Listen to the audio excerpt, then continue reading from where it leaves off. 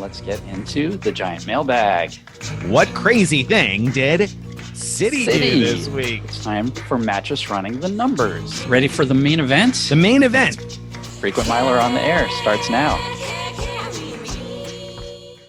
Today's main event, Wringing Value from Delta SkyMiles. Are we sure that's possible to do? We're sure that value. it's... You must be talking about poor value. I'm not. I'm talking about getting real value from Delta SkyMiles. And yes, it is possible. Is it easy? Maybe. It depends on how you go about it. So we will get into that for the main event. Normally, I say first, it's time for Giant Mailbag. But today, we're actually skipping the mailbag. We're skipping what crazy thing? We're skipping Mattress Running the Numbers. Why? Because we've got like a dozen award talk segments to go through, and we need to save some time for all that.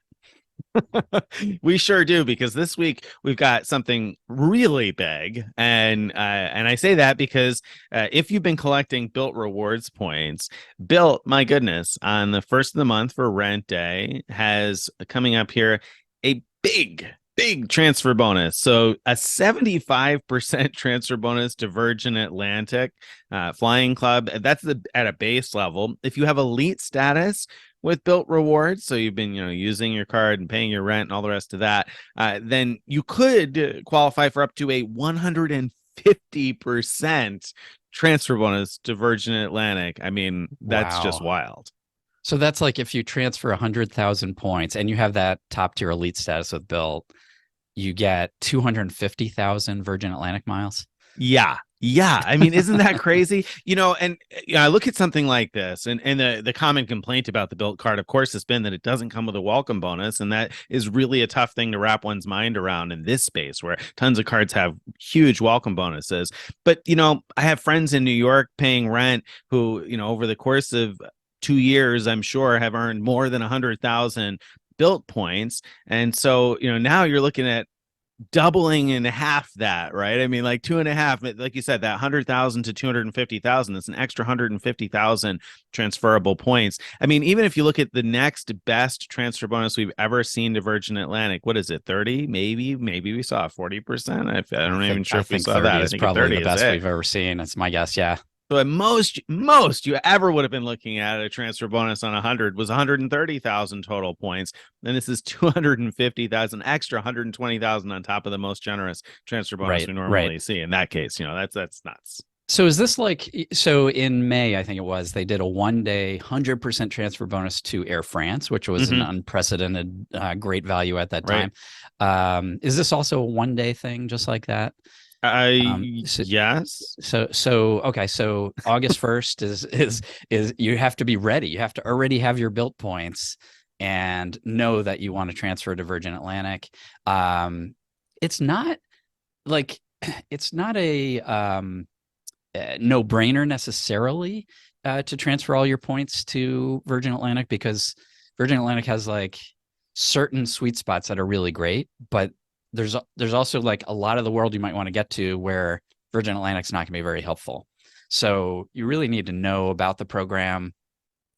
It's in another way of saying this is Air France was way more flexible, can get you a lot of good deals to a lot of different places. Virgin Atlantic's more specific. So you do need to check out our post on the best uses for Virgin Atlantic miles and see whether it's right for you. But it is hard to ignore even a 75% transfer bonus, let alone 150%. I don't even know how you get Bilt elite status. Do you have to yeah, you have to spend a lot on the card, essentially is what it comes down to. Okay. I think. Yeah. So you have to earn a lot of points or something like that, right? Which includes your rent. So, if you're paying rent, then, it depends on how much, you're paying in rent, how much you're using your card. But, and there's different tiers. There's several different tiers. Right. So at the, entry level tier, it's a 75% transfer bonus. At the next tier up, it's 100%. Next tier from that, it's 125. And at the top tier, it's 150. And it is August 1st only. The way you asked made me question, wait, did I miss something in there? So that's why I hesitated, but I double checked to make sure. It is August 1st only. These rent day promotions are usually 1 day only. And to be clear, I don't use tons of Virgin Atlantic miles myself. I wouldn't speculatively transfer it to Virgin Atlantic in my personal circumstances. However, like you said, at a 75% transfer bonus or more, I can see the situation where somebody might be willing to do that. And like you said, if you're attuned to the limitations and the best uses, then I think you could do really, really well with this. But it's definitely not a no-brainer. Like transfer all your Bilt points on August 1st. There's a lot of variables, but I think what excites me the most is that we saw 100% transfer bonus to Flying Blue just a couple of months ago. Now we see a 75% base level and up to 150% for people who are, invested in the Bilt rewards ecosystem.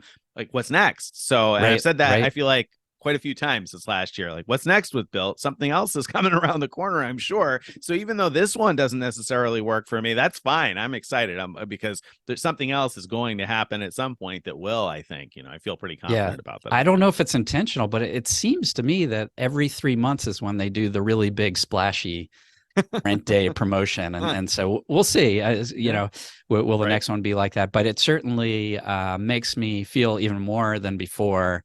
I need to get a Bilt card and start earning Bilt points so that I'll be ready for the next one of these. I'm obviously won't be ready for this one. Right. Yeah. No, I actually opened a couple of cards this week, and I really strongly considered the Bilt card, and I'm still not sure that I'm not going to because I mean, like stuff like this, I'm like, wow, if I can get 6x dining on the first of the month and then eventually transfer those at a 75% or 100% transfer bonus, I mean, man, it will make it worth using a Bilt card at the first of the month for sure. Even it's just the regular base level earnings that get doubled on the first of the month. Now, remember, if you have the Bilt card, I think you have to make 5 transactions a month in order to earn any points at all. So if you have the Bilt card, you definitely want to make sure you're doing that.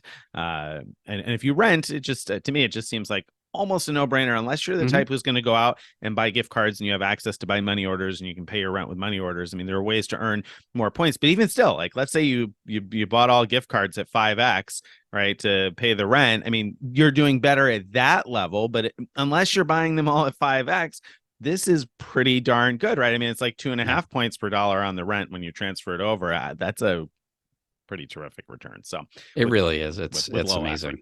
Yeah. All right. You know what? I'm going to do it. I'm going to get a Bilt card. That's it. Do it, Craig. All right. So speaking of Virgin Atlantic, so there's a little bit of news with Virgin Atlantic this week. So Virgin Atlantic has finally made it possible to book ITA Airways awards online. Now, ITA used to be Alitalia, the national airline of Italy, closed down, and then ITA replaced it. And I think it's kind of the same thing. So ITA is the national airline of Italy. And they are a SkyTeam partner, but they haven't been bookable through other SkyTeam partners, even though they are in the SkyTeam and they've been there for quite a while now. But now you can book them with Virgin Atlantic right on the website. 75,000 points one way in business class from some of the East Coast cities like New York and Boston. I think 85,000 from the ones that are a little farther. I want to say Miami and Chicago, if I remember correctly, and then 100K from like San Francisco or LA one way. So, not the most amazing prices ever, but it gives you another option for a nonstop to Europe if you want to get to Rome anyway. And also keep in mind that Virgin Atlantic, Greg's written about before, how they have decent pricing within Europe, and ITA, of course, flies within Europe too. So you may find it useful for that also. Yeah. So I think this is great because, the prices don't compare to, for example, if you could find Delta One award availability, then Virgin, you can use their points for 50,000 points one way to get from the USA to Europe. So the prices seem a lot higher. But if you consider the fact that, at least for now, ITA's award availability seems to be great. I just picked a random date and found flights no problem. Delta just never releases their Delta One award space, and a little bit easier to get Air France or KLM for around that 50K mark with Virgin points, but still not as easy as ITA. So it's great, I think, to have another option to get across the pond, and I'm willing to pay a little more for the convenience if it's available and going to roughly where I want to go. And of course, if it's available and you have Bilt points, then you may want to take advantage of the transfer bonus because, like, if you're Yeah, New York based, for instance, with the 75% bonus, you'd need to transfer 43,000 Bilt points to Virgin Atlantic. That's at the bottom level, 75% transfer bonus in order to have enough points for this award. At the top level, I mean, I don't know, it's 20 something, 30, 30, I don't know. All I yeah, know is it's 20 somebody was something. using his calculator while I was talking.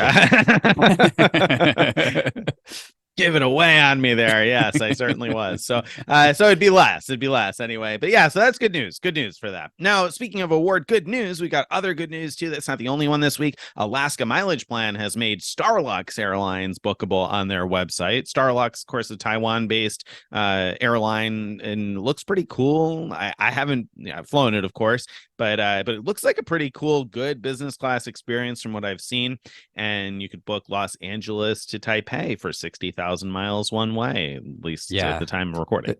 So the cabins look beautiful. Pictures of their long haul cabins.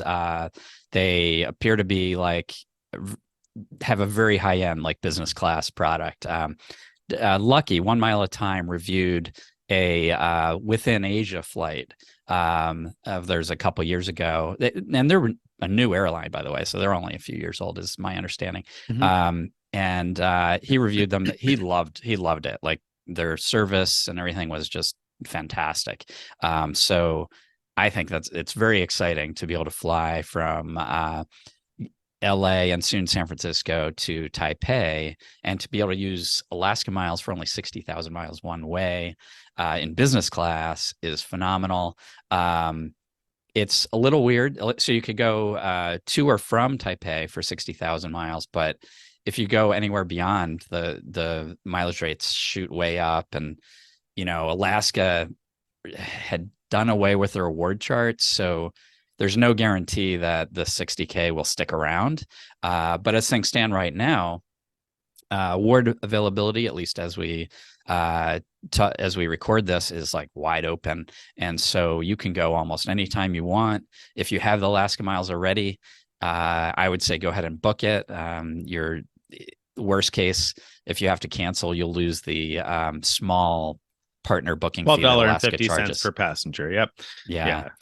So, I think it's worth booking prospectively if you have the Alaska Miles, and then see if you can actually take the flight later. Yeah, I think that's great. One other thing to mention on this, and it just escaped my mind as I said that. Oh, is that you mentioned that availability is wide open. I wanted to add to that, not only wide open, but wide open in many cases for a lot of passengers. A friend sent me a message last night that he booked a family of 5 in business class, and said, how often can you get a family of 5 in business class to Asia? It's tough. So definitely worth a look if that intrigues you. Too bad I don't have enough miles for the next Party of 5 adventure. True story. All right, so that was let's see, Alaska. Amex has added a new transfer partner. Well, sort of old new transfer partner, right? So who do they add, and why is it only sort of new? So they added Qatar, and Qatar uses Avios as their rewards currency, and Amex has long transferred to British Airways and to Iberia, and so by adding Qatar, it doesn't really change things, because you could have before easily transferred your points from Amex to British Airways and then connected your British Airways and Qatar accounts, and you'd have those same points available to book through Qatar. But this cuts out a step, I guess, if you want to transfer right to Qatar. So one thing I want to say is make sure if you're looking to book even Qatar Airways itself or one of its partners, check prices through Qatar, through British Airways, through Iberia if Iberia has awards on that carrier, through Avios.com, which is Aer Lingus' version of Avios, and because they don't all first of all allow the same partners to be booked online, which is really bizarre, but also they don't always have the same pricing. So, and sometimes they have the same mileage pricing but different cash component pricing, and sometimes it's wildly different. So just something to keep in mind, that Avios move from one to another, and so find the best one to book and book it there. Yeah, and so like to back up half a step for the new crowd, the people who are new to this, one of the most common questions you get from newcomers is, "Oh, can I transfer my United miles to Singapore Airlines?" And we say, "No, no, no, you can't transfer between different frequent flyer programs. You could book a Singapore Airlines flight maybe with your United miles, but you're going to pay the United price. You can't actually move the miles." This is an exception to that.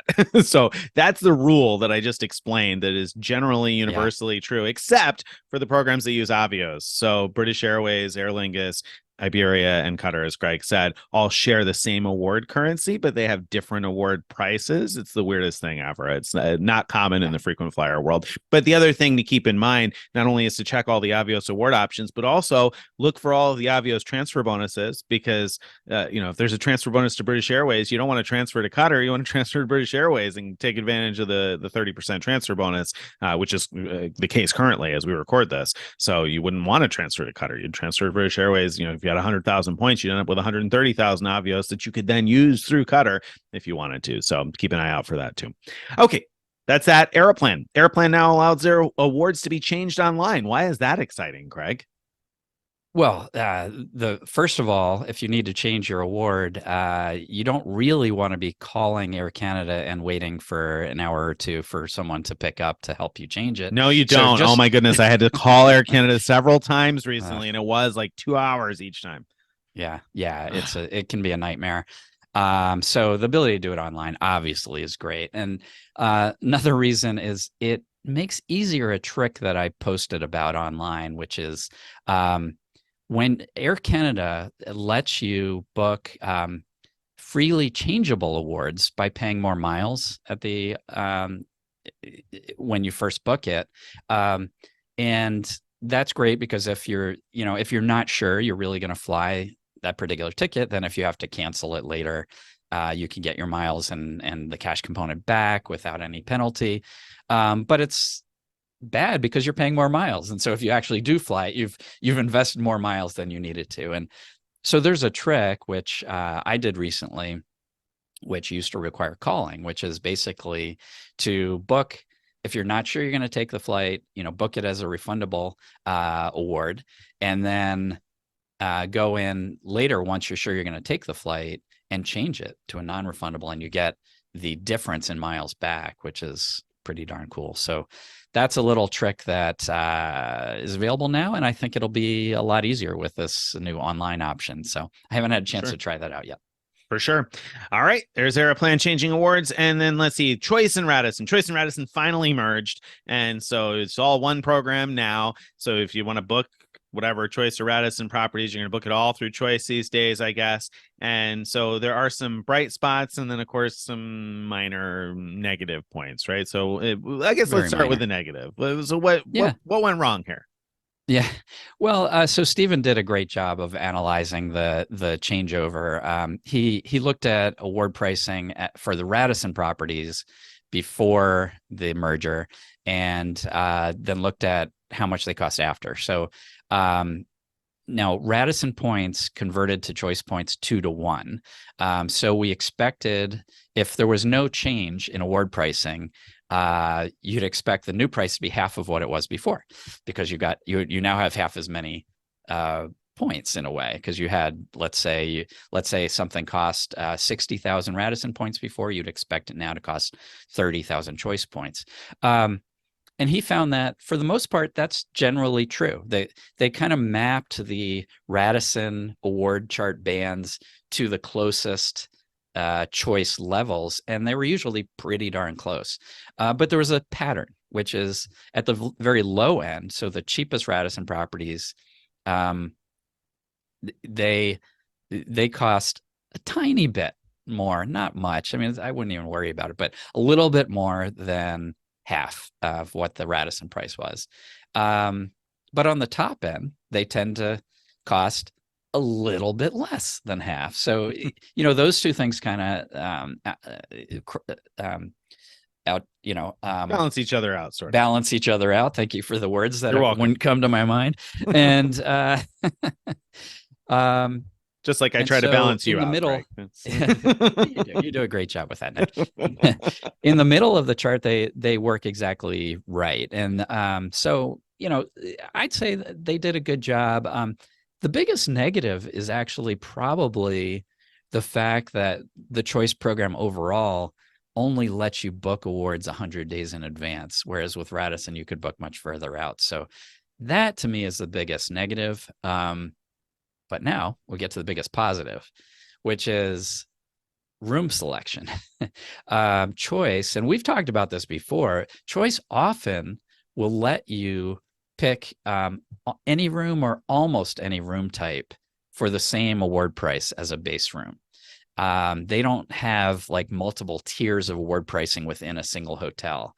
And so that's fantastic because you're looking now at sometimes I saw like in one case a 2-bedroom suite for the same price as a 1-bedroom base room.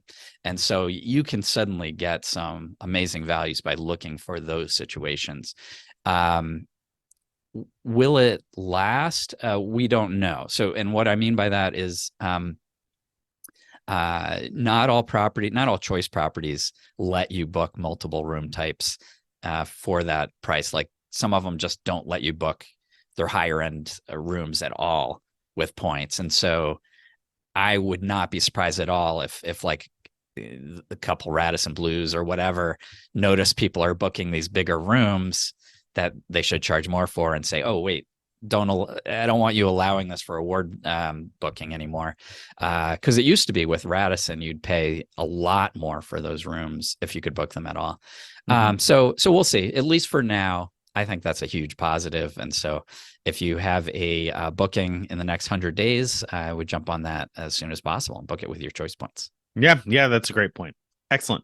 All right, so Choice and Radisson, that wraps that up. I think that brings us into this week's main event. It doesn't, though. No. Oh, I'm sorry, it doesn't. Oh my Card goodness! talk. You know what? I looked at the word Delta in the notes, and I was like, "Oh, it's the main event." I just skipped right over the headline there. Yes, Yep. card talk. So this week's card talk, we're talking about the Delta SkyMiles Gold cards, both consumer and business. So tell me about these cards because you know all about the Delta cards. So the two cards, they're both Delta Gold SkyMiles cards. They're nearly identical, and I'll point out where they're different. First, they both advertise $0 introductory annual fee for the first year, and then they charge $99 per year after that. There's no foreign transaction fee on either card. Where they differ is the earning rate. So most of the time, you're just going to earn 1 Delta SkyMile per dollar spent, but you get both cards offer 2x for Delta spend, 2x at restaurants worldwide. But here's where they differ. The personal card also gives you 2x at U.S. supermarkets, whereas the business card does not. But the business card gives you 2x at certain select U.S. advertising and shipping providers. So if you prefer to get 2x at supermarkets, that you'd want to go with the consumer card. Both cards give you some useful perks. So both of them will give you a $100 Delta flight credit after 10K in purchases in a calendar year. So, so if you spend let's say you spend exactly 10K on the personal card in grocery stores, then you would earn 20,000 SkyMiles plus $100 Delta flight credit. So it's not bad. That's not bad. I think you could do better at grocery stores with some cards, but it's not a bad way to use the card. In general, neither of these cards are great for big spend at all. I wouldn't use these for spend personally. I would use them for the perks. And the perks, well, let me get into that. A free check bag for yourself, plus up to 8 companions. That's really unique. Most airline cards allow up to 2 companions or up to 4. Delta allows up to 8. So if you have a big family and you have a whole bunch of people on one ticket regularly, imagine how much you'd be saving on your check bags. You're saving $30 per direction per person. So that could easily more than cover the annual fee, the $99 annual fee. These cards also offer, when you're booking an award flight, if it's actually flying Delta and not one of Delta's partners, you get 15% off the award price when using your miles to book. So that's a great feature. And right there can make your Delta SkyMiles more valuable. You get priority boarding and 20% back on in-flight purchases. So food, drink, headsets. This does not include internet, for example. So there you go. It's not like a huge slew of benefits, but I think for people who fly Delta a fair amount, or you have a lot of Delta SkyMiles to spend, it's probably worth having one of these cards if you don't have one of the more expensive Delta cards already. For sure. Yeah, I think that nails it. You're going to fly Delta with any kind of regularity, but not enough to earn elite status, then the checked bags alone will certainly add up if you're somebody who checks bags anyway. So, and my family always does. So that would certainly come in handy for us. And the 15% award discount, when we talk about some of these sweet spots today, remember that all of them would be potentially 15% cheaper if you had this card. So, or one of these cards. So that makes those things just a little bit better anyway. So, personally, I have never had one of these Delta cards before because Delta miles don't work out well from my home airport, but I've recommended them to friends that live in airports where Delta is more useful. So, I think like a lot of airline cards, it really boils down to whether or not you can use the perks. Most airline cards are not great for ongoing spend. Like you said, if you did enough to get the $100 discount, and you value the 2x miles, it's an okay return on the 2x bonus categories, potentially on that first 10,000 spend, but it's not great. It's not the best you'll do. I mean, you can get yourself, for instance, an Amex Gold card, not a Gold SkyMiles, but just an Amex Gold, and get 4x at U.S. supermarkets and up to 25,000 spend. So that same $10,000 spent at a grocery store to earn you 40,000 points that you could then transfer 20,000 to Delta and still have 20,000 left over, which you could cash out 100 for $100 discount on any flight you want and still have 10,000 miles. Obviously, the annual fee is more, and it's not going to get you free checked bags. So it depends on what your needs are, and this card could be better if you're going to use those checked bags for sure. So I think that, or one of these, when I say this card, I mean one of these two cards, because they're very, very, very similar cards, in general, unless you're going to spend a lot in those 2x categories that differ, the supermarkets versus the advertising and shipping.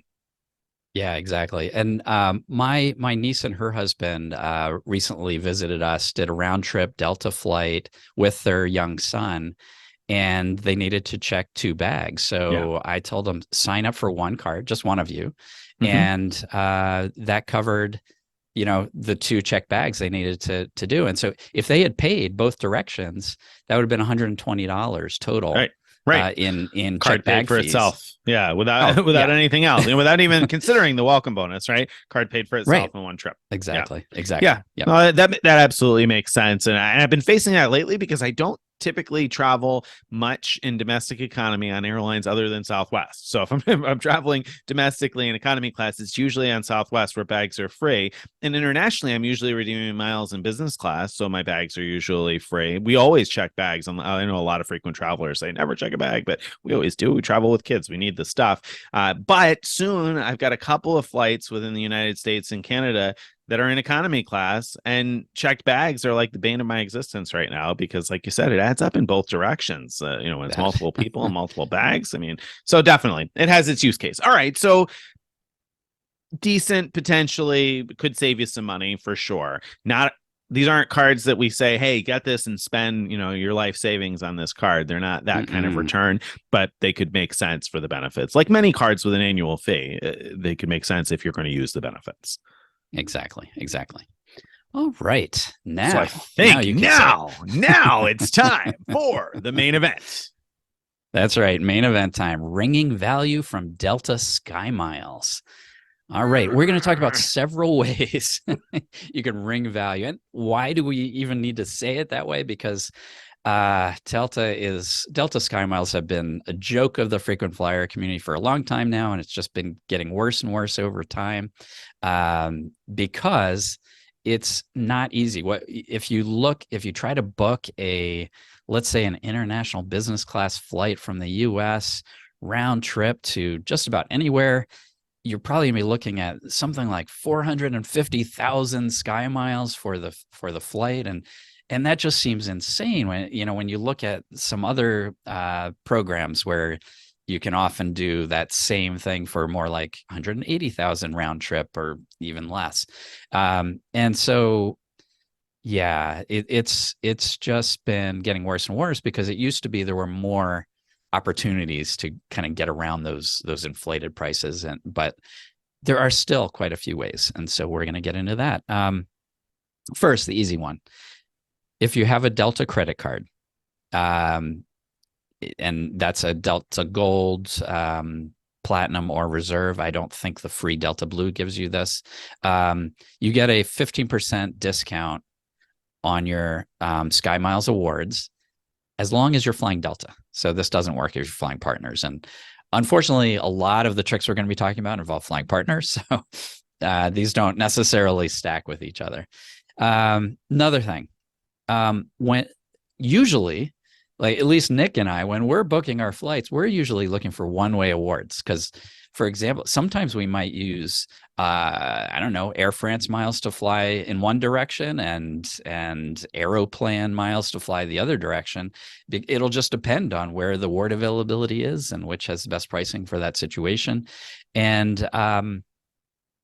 we don't usually look at round trip, but with Delta, you should look at round trip prices because often they price round trip cheaper than two one ways. And so definitely check that out. And sometimes the savings can be dramatic. And this also blends into the next segment, which is that they often have unadvertised sales, especially on economy flights.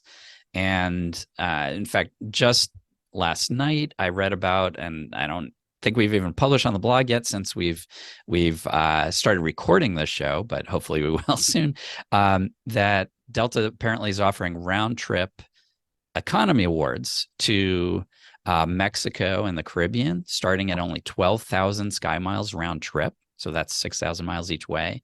And round trips to Asia and the Pacific start at 50,000 SkyMiles. So we're looking at like maybe flying as far as Australia for 50,000 miles round trip. Now, again, this is economy, but keep in mind, those prices are before the 15% discount you get for being a card holder. So it's even cheaper afterwards. So that's the type of thing. And unfortunately, Delta doesn't do a good job of advertising these. So we call them unadvertised sales. And so you just have to often search where you want to go, maybe do the search regularly and watch the blogs and things to see if anyone announces these kind of sales. But I bet there are plenty that come and go without anyone noticing Ever it and knowing, publishing yeah, it. ever knowing, yeah, and if you are in the habit of searching one-way awards, you might miss some of these because Mm-hmm. sometimes these are better price round trip than they would be one way. So I'm talking. Sometimes it'll cost you more miles to fly one way than it will cost you to fly round trip if you just don't know to look round trip. So Yeah, usually these sales require round trips. So you're yes. not going to see these sale prices if you just look one way. So Right. So you got to make sure that's you do really that. important. And the other thing that's nice is that like when you see I think I'm accustomed to seeing a sale like the round trips to Mexico and the Caribbean that you mentioned from 12,000 miles. And mentally, I assume that that's being advertised that way because a flight from Miami to the Bahamas is going to be 12,000 miles. And if I'm starting anywhere else in the US, it's going to be far more. But that's not usually the case with Delta. Usually these sales, the from 12,000, it really is 12,000 from a whole bunch of cities, and they may not all be close to the Caribbean or Mexico. And then it might be a little bit more from a number of other cities, but it doesn't go up as dramatically and as quickly as I usually assume when I see, prices from blah, blah, blah. Yeah. I've just, become accustomed to that being a marketing trick. But with the Delta flash sales, it's often close to accurate anyway. It depends on where you start, of course, but it's not just the shortest flights that cost that much. That's a really good point. Okay. So the rest of what we're going to talk about, though, is using Delta SkyMiles to fly on partner airlines. That's where some of the best value can still be had. First up, the only one I'm aware of where you can fly between the US and another country on a partner and still get excellent value is WestJet. So WestJet's a Canadian carrier, so it's I guess they're a competitor with Air Canada, and they partner with Delta. And Delta prices WestJet economy flights 12,500 points one way, Yep. and so Yeah, it's just straight up like that. It's like the old days. Remember the Right. old days? Like a round trip economy flight to anywhere in like North America would be 25,000 miles in the old days with a lot of programs, not just Delta, but yeah, you don't see that anymore except here. Well, I should say that it may not be every single flight. I just recently booked an itinerary that includes one leg on Delta and one leg on WestJet flying to Vancouver, and it was 15,000 miles. So it wasn't the 12.5. Not much more. Don't get me wrong. About the same price. But so it may not always be 12.5, but you can get it for that. And even at the 15 that I paid, I'm certainly not complaining about that because the cash price on the same ticket was $400. So 15,000 miles a piece for two passengers was a great deal and made it worth transferring membership rewards points. I helped a family member book that to Delta, even though there's a small fee for doing that, because at 15,000 miles, that was just a much more reasonable deal than paying $400 a passenger. Yeah, yeah. It's interesting that you run into that because, like, I priced, for example, Calgary all the way to Fort Lauderdale, and they have a nonstop flight, which of course priced at 12,500. But they also had one to JFK and then Delta onward to Fort Lauderdale, which that whole thing also cost 12,500. So, That's I wonder if it um, has to do with routes that WestJet like operates a nonstop on versus routes that they don't operate a nonstop on. You know what I'm saying? Like maybe if they price the nonstop at 12.5, but who knows? Okay, we're working things out with awards here, but at any rate, I don't know. yeah, I don't know. All right, we should change our phrasing to as low as As low as 12,500 one as low as way, 12.5. and often 12.5, And often 12.5. 12.5. There you go. There you go. All right. So I mean, and that's a good one to keep in mind because flights these days to and from Canada can be kind of pricey sometimes. So that's a good one to keep in your back pocket. Yep. Yep. All right. Now, general rule: as long as you're flying from and to somewhere that's not touching the United States or Canada, using SkyMiles to book a partner is usually a really good deal, or even not like great. Like you might be able to find slightly better deals with some other carriers, but at least you're not going to be in the stratosphere of point prices that Delta will charge if you depart from or arrive in US or Canada. And so, they have a slew of partners. And I'm going to give some examples of real world pricing that I found this morning just by poking around a little bit. Some examples are, let's say you want to fly Air France or KLM from Mexico to Europe, 75,000 points in business class. So, wow, that's fantastic. Yeah. It seems fantastic today. The funny thing is I'm kind of laughing because it used to be, I mean, you have to go back like 10 years, but Delta used to charge actually less than that for one way on Delta itself from the US to Europe. But anyway, it's a great price by today's standards, and especially with SkyMiles. Within South America, you could fly LATAM. And so here's one example: Lima to Sao Paulo. Business class, that's a 5-hour flight, the nonstop anyway, 5-hour flight on a 777, 32,000 SkyMiles for business class. Yeah, I mean, that's certainly not bad at all, especially considering SkyMiles. I mean, remember, we're in SkyMiles here territory, and that's competitive. So that's notable. Yeah. Yeah, that's a good one. Right. Okay, so now we talked earlier in the show about how you can fly Starlux with your Alaska miles to get to Taipei. Well, wait. Okay, now you mentioned Alaska miles. I got to back up. Okay, yeah, because you mentioned now you brought Alaska into this, and I got to mention that same LATAM flight that you can book with Delta for 32. You can probably book with Alaska miles for 25. So it's Delta's not your cheapest option, but no, it's competitive at 32. Right, and I would pay 32,000 SkyMiles over paying 25,000 Alaska miles because Alaska has more sweet spots uses, more sweet spots, I'd say. Good point. Or at least more sweet spots from the US.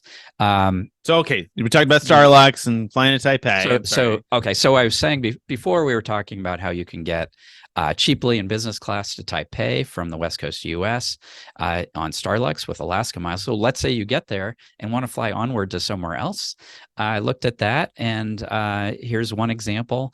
You can use your Delta SkyMiles to fly China Airlines from Taipei to Melbourne, Australia, for 75,000 miles one way. That's a 9-hour flight on their Airbus A350 aircraft. So Yeah. that's pretty good. No, that's great, and it's nice. I flew. So China Airlines is based in Taipei, and I flew them on a shorter Fifth Freedom route a couple of years ago, and I was really impressed. It was a nice business class, so I would totally take advantage of that one if I were looking to fly around in that part of the world. So that's a good one. All right. Yeah, So yeah. Here's another one that's a little bit higher price, but Korean Air. Suppose you want to fly all the way between Paris and Seoul, Korea.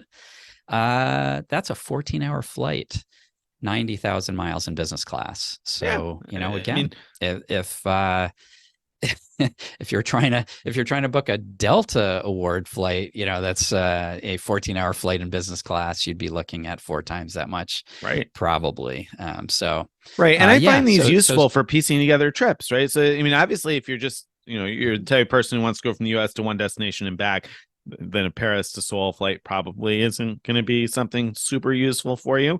But if you're someone who's like, well, I've got 2 weeks, I might as well see Paris and Seoul at the same time, then I feel like these types of things can really come in handy for piecing together those types of trips. yeah, definitely. And so I think there's sort of two strategies for taking advantage of these.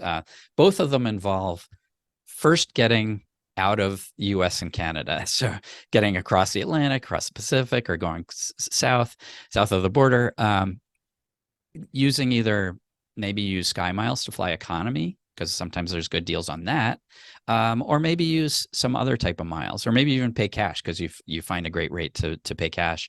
But once you're there, then you could use your SkyMiles effectively to fly onward, as long as there's a SkyTeam or other Delta partner that flies onward from that destination, and they have to have award space as well, of course.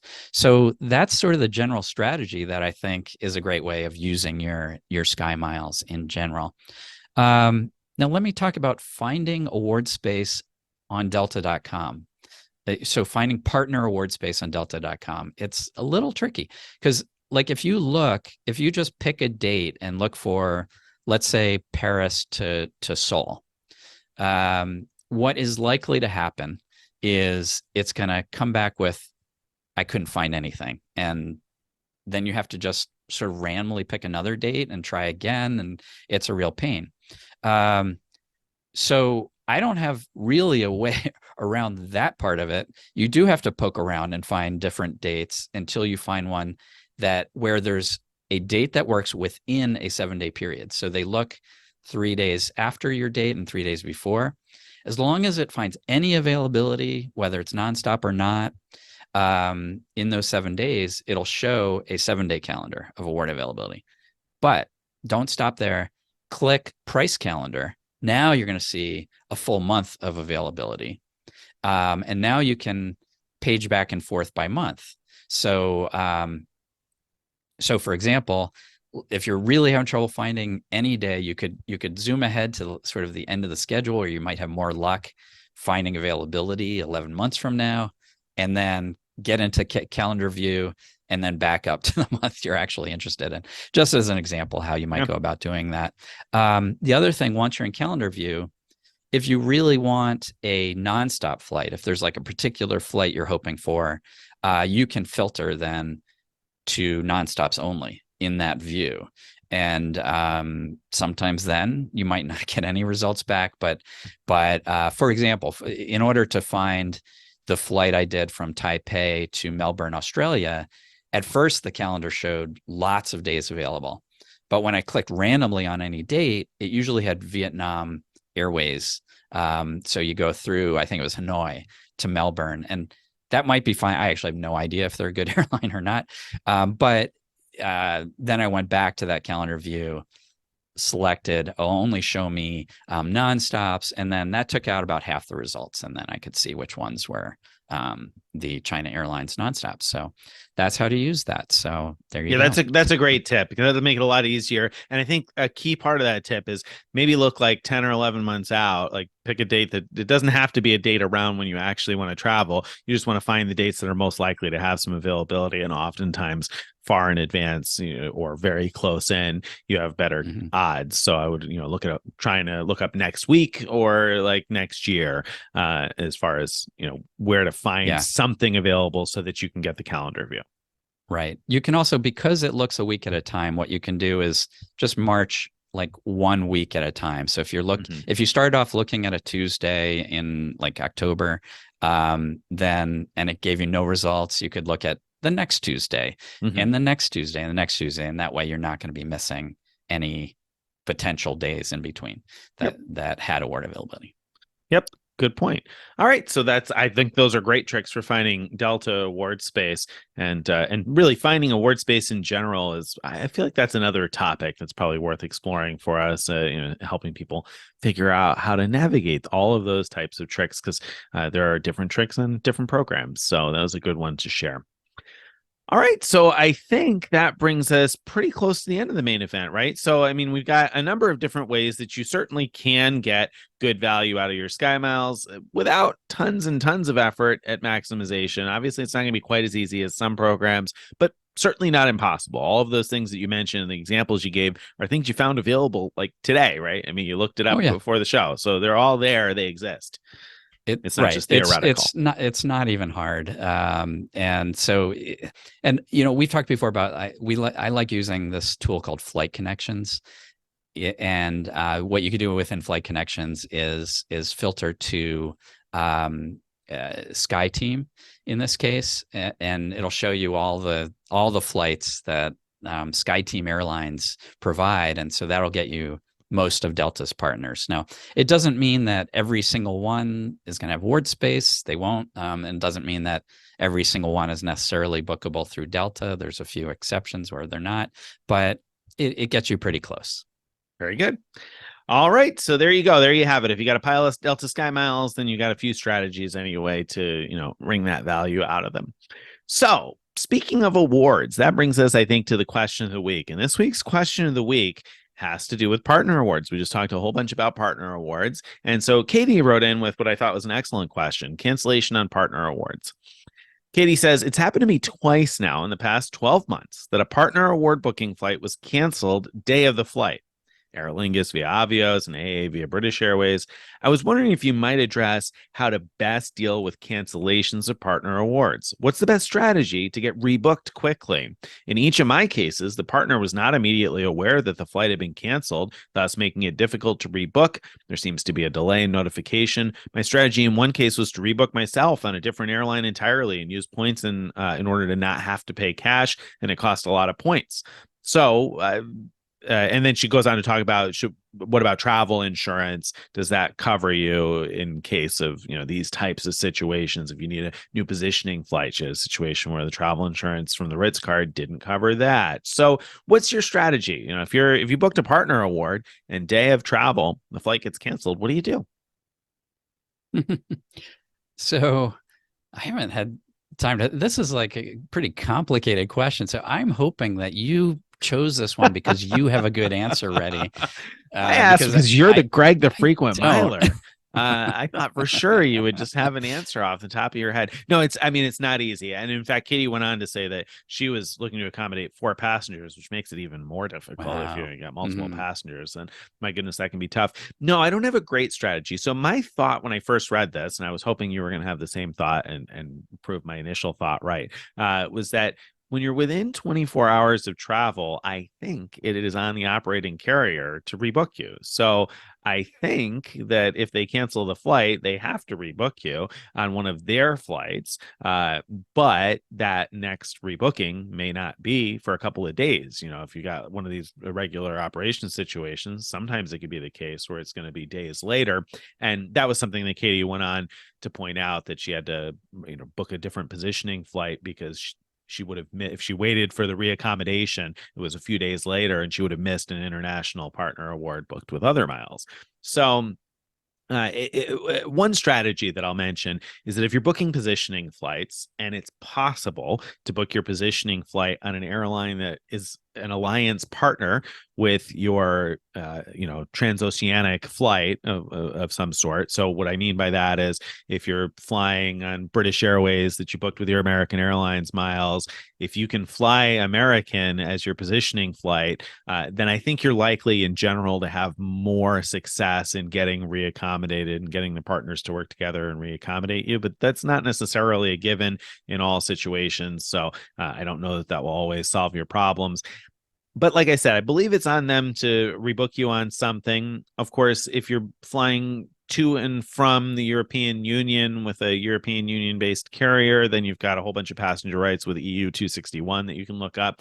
So that's means of compensation and requirements in terms of what they have to offer you. But a lot of times I think you might just have to drop back 10 yards and punt and book something else. Now, I've been pretty lucky in all the years I've been doing this.